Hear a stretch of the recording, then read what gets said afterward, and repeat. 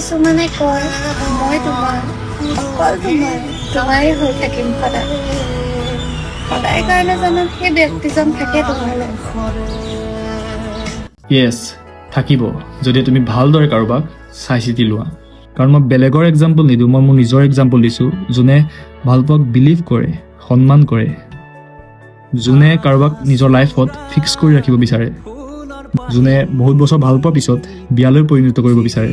কিন্তু আমাৰ নিচিনা ল'ৰাবোৰেই ধোকা পায়, কাৰণ ভগৱানেই নিবিচাৰে চাগে আমাৰ নিচিনা ল'ৰাবোৰলৈ ভাল এজনী ছোৱালী আহক।